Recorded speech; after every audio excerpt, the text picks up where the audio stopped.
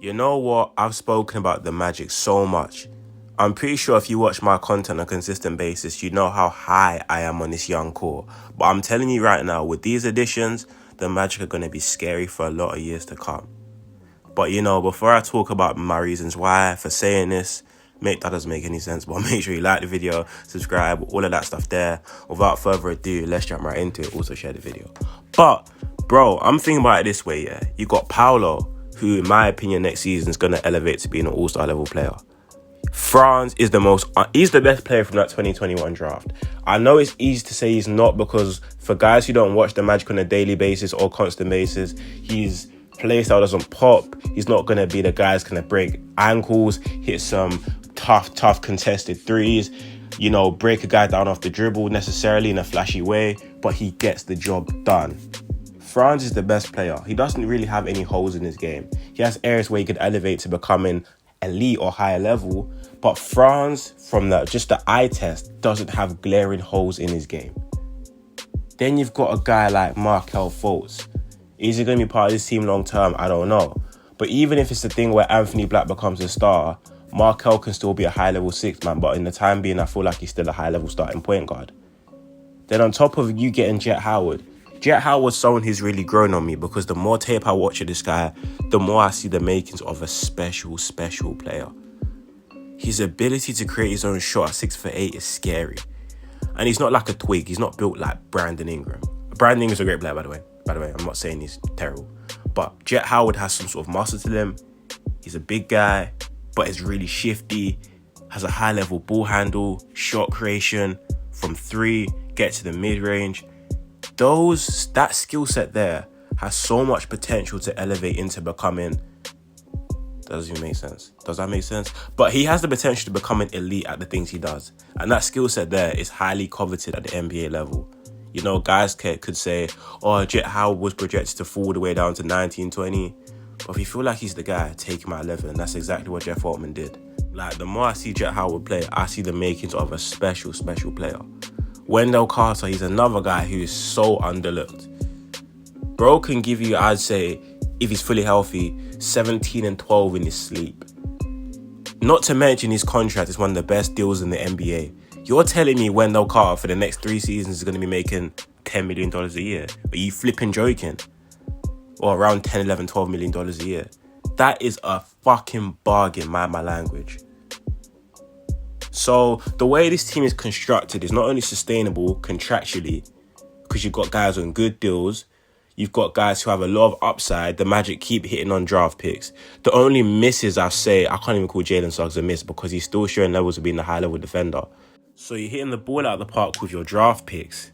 And on top of that, I know guys like to critique Jamal Mosley sometimes, but what I saw when the Magic went on that run, when they were fully healthy almost and competing for a playing spot, I saw high-level coaching from Jamal Mosley. If that team was fully healthy, I'm talking Fultz was there from the start, Suggs wasn't getting hurt and missing nearly a month, that team would have been in the playoffs. Because they went from literally in Wemby contention with the Houston Rockets, Detroit Pistons, their record was just as bad, if not worse, to being just outside the play-in. Shows how good of a team this is. It's not bad. Okay, it's the NBA. Bad teams are going to beat teams like the Bucks. But when the Magic were consistently taking wins off teams like the Celtics, the Bucks, big teams like that, that's not by mistake. This team is serious. And not just banking on the elevation of play from P5, because P5 is special. He had games where it was a bit inefficient. He had a month or two where he couldn't hit nothing from free. But that's in his first year. What rookies do you know average 20 in their first year? It's unheard of. Paolo is going to be special. So banking on the improvement and development of Paolo, Franz, even Fultz being fully healthy, I'm telling you, this team is going to be scary. Not even mentioning what they could do in free agency. They don't even need to do much. I already said a guy like Brook Lopez would be the ice on the cake. But I'm telling you, this team is going to be a problem. Not even talking about the additions of Jett Howard and Anthony Black to the squad. They may not get 30 minutes per game to start with, because I can't lie, the Magic are deep in the sense that there's not too many minutes to go around. But if they earn their minutes, Jett Howard bringing the skill set I know he has, Anthony Black being that tenacious two-way point guard. Bro, I'm telling you, this team is going to have some scary lineups out there. Scary lineups. As much as I'm not the biggest fan of Bobo, even though the casual NBA media like to post on Twitter, oh, Bobo was Wemby before Wemby. Just watch the games. Bobo has a lot to work on. But if he pieces that together, his IQ, defense, effort, just being more of a interior presence offensively because you're 7'3", then you have something there as well. There's a lot of avenues in which the Magic could actually flip this into becoming a great team. Not to mention, they're not in that point where you trade for a guy like a Donovan Mitchell if he becomes available, a guy like Donovan Mitchell. But the Magic have all these draft picks and young talent.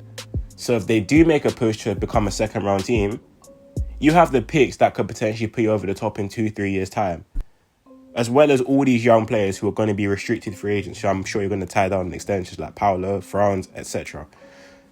So if the cards are played right, the Magic could actually be a serious contender for quite a while. Because the way they've accumulated talent, draft picks, that Vucevic trade was beautiful. What a trade. The competency that's being shown through the front office. I know a lot of guys had question marks about Jeff Weltman and them, man. But in my opinion, in my eyes, I don't think they've done much wrong. Just because they didn't draft the guys that you wanted, or we may have wanted, doesn't mean they were the incorrect picks. Because looking at it from a deeper perspective through a... Damn, I think I'm smart. You know the microscope thing when it like zooms in? You realise that, okay, maybe Black and Jet could really be very impactful for this team. But honestly, I'm waffling, yeah. But it's a thing where I was just deep in that. When I make my videos, I'm weird. I'll be sitting around thinking, damn, the Magic are actually going to be like, they're going to be different next year. And I'm thinking, fuck it. Let me just record a video about it. So I'm literally just telling you how I'm thinking on a daily basis. I can't even lie.